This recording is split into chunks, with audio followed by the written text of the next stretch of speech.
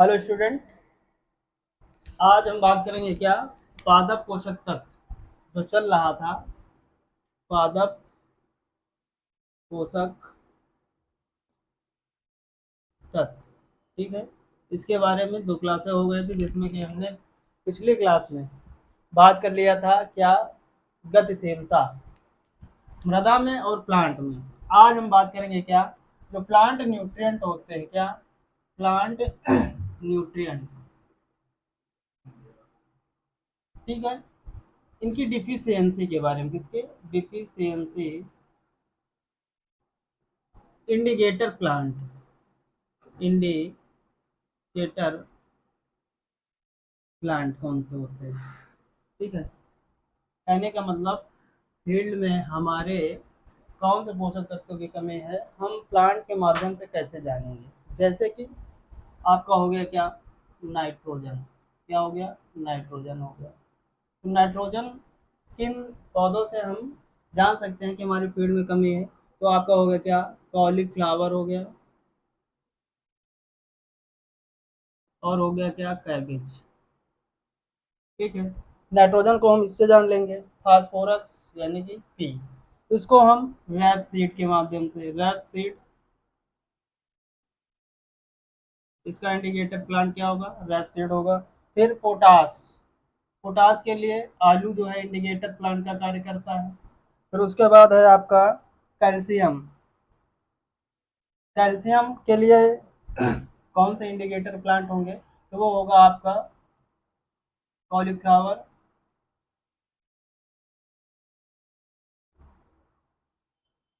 और कैबेज, ठीक है। फिर उसके बाद मैग्नीशियम यानी कि Mg, Mg के लिए कौन सा इंडिकेटर प्लांट होगा, तो वो होगा Mg के लिए पोटैटो, क्या होगा पोटैटो होगा। फिर उसके बाद आयरन यानी कि Fe, Fe के लिए कौन सा होगा आपका कॉलीफ्लावर हो जाएगा, कैबेज हो जाएगा और पोटैटो हो जाएगा। ये इसके इंडिकेटर प्लांट है किसके आयरन के। फिर उसके बाद सोडियम, सोडियम, सोडियम के लिए कौन सा होगा, इसके लिए सबसे बेस्ट जो होगा शुगर बीट होगा, क्या होगा शुगर बीट इसका इंडिकेटर प्लांट होगा। फिर उसके बाद Mn मैग्नीज, मैग्नीज के लिए कौन सा होगा शुगर बीट हो गया, शुगर बीट ओट यानी मतलब जेई, और एक क्या है आपका पोटैटो, ये सब जो है इसके इंडिकेटर प्लांट होंगे। फिर उसके बाद आपका बचता है क्या, जैसे कि बोरान हो गया, बोरान के लिए जो है इंडिकेटर प्लांट कौन से होंगे, तो लूशर्न होगा, क्या होगा बोरान, बोरान के लिए एक ही है, लूशर्न नहीं होगा, सनफ्लावर हो गया, क्या होगा सनफ्लावर होगा। और उसके बाद सल्फर, सल्फर के लिए जैसे कि आपका होगा क्या लूशर्न हो गया, लूसर्न, और सब फ्लावर वो लूशर्न, क्लोवर, क्लोवर क्रॉप हो गई। और आपका हो गया क्या सीरियल्स की जो क्रॉपें होती हैं सीरियल्स, ये हो जाएंगी। फिर उसके बाद आपका मोलिब्डेनम, क्या मोलिब्डेनम, मोलिब्डेनम के लिए जो आपको उसके लिए जो है इंडिकेटर प्लांट कौन सा होगा, कॉलीफ्लावर हो जाएगा, कॉलीफ्लावर और कैबेज हो जाएगा, ठीक। बचा आपका क्या एक और न्यूट्रिएंट होता है, क्या जिंक होता है, जिंक, जिंक का इंडिकेटर प्लांट क्या होगा, तो आपका एक तो मक्का हो जाएगा, क्या हो जाएगा मक्का, मिर्च, और हो जाएगा टोमेटो। टोमेटो को एक चीज ये जानते होंगे, टोमेटो को जिंक लविंग प्लांट भी कहा जाता है, क्या कहा जाता है, इसका एक निक नेम है जिंक लविंग प्लांट भी कहा जाता है। किसको कहा जाता है, टोमेटो को जिंक लविंग प्लांट भी कहते हैं।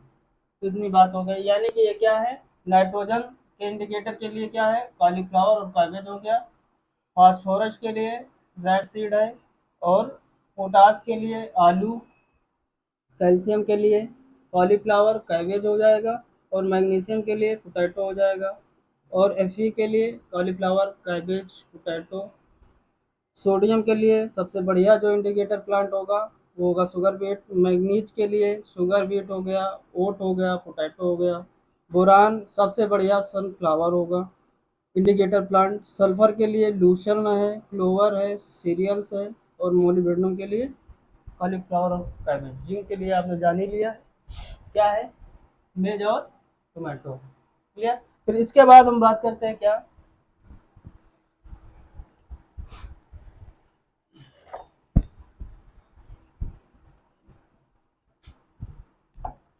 अगले न्यूट्रिएंट कार्बन और नाइट्रोजन। कार्बन और नाइट्रोजन का जो अनुपात होता है ये क्या डिपेंड करता है प्लांट पर हमारे। तो एक चीज ये जान लीजिए, जो मृदा में होता है इसका अनुपात 10:1 होता है। कितना होता है, 10:1। और प्लांट में यानी पौधों में क्या होता है, तो ये भी जानने वाली बात है कि देखो कुछ किताबों में 24:1 मिलता है और कुछ में 30:1 मिलता है। ठीक है ना, ये दो अनुपात मिलते हैं। अधिकतर फैक्टली ये पाया जाता है, देखने को मिलता है, लगभग लगभग है दोनों सही लगभग। ठीक है, तो इसमें देखो कार्बन और नाइट्रोजन ये दोनों एक तरह से कहने का मतलब एक आपका एसेंशियल न्यूट्रिएंट के अंतर्गत आते हैं, लेकिन इनके कार्य जो होते हैं स्ट्रक्चरल और जो है फंक्शनल दोनों तरीके के होते हैं। जैसे कि कार्बन है, क्या है, कार्बन और नाइट्रोजन का अनुपात क्यों मेंटेन होना चाहिए। तो सबसे पहली चीज जैसे कि जो नाइट्रोजन है, क्या नाइट्रोजन नाइट्रोजन का रोल क्या होता है। नाइट्रोजन जो है आपका एमिनो एसिड, किसके, एमिनो एसिड के निर्माण में सहायक होता है। और एमिनो एसिड से ही क्या बनते हैं, एंजाइम बनता है। बनता है कि नहीं बनता है, एंजाइम बनेगा, और जब एंजाइम बनेगा तो एंजाइम से ही प्रोटीन से बनती है। तो इसके लिए सहायक होता है क्या, नाइट्रोजन। दूसरी चीज एंजाइम, ये जो आपका अमीनो एसिड होता है, अमीनो एसिड क्या क्या करता है, तो अमीनो एसिड जो है सेल डिवीजन का भी कार्य करता है। किसका, सेल डिवीजन। ठीक है, दूसरा और क्या कर सकता है, जितने भी भोजन बनाने में उपापचयी क्रिया होती है, क्या, भोजन बनाने में उपापचयी क्रिया होती है उसमें सहायक होता है। क्लियर बात। और इसके अलावा क्या होता है, विटामिन, सेल डिवीजन हो गया, भोजन की उपापचय क्रिया हो गई उसमें सहायक हो गया, और उसके बाद प्रोटीन्स हो गया और विटामिन हो गया, इन सब में सहायक होता है। ठीक, इतनी बात क्लियर। अब रही बात इसमें, जैसे कि ये तो नाइट्रोजन की बात हो गई, क्या रोल होता है। लेकिन अगर जैसे नाइट्रोजन की अधिकता हो गई, क्या, नाइट्रोजन की अधिकता हो गई तो क्या होगा। नाइट्रोजन की अधिकता होने पर सबसे पहली चीज तो क्या होगा कि वेजिटेटिव ग्रोथ अधिक होगा। वेजिटेटिव ग्रोथ जो है अधिक होगा। ठीक है, क्या होगा, वेजिटेटिव ग्रोथ अधिक होगा। दूसरा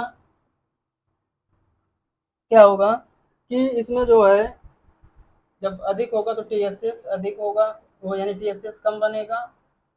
तीसरी बात क्या होगा, इसमें जो स्टार्च होता है, फलों में जो स्टार्च पाया जाता है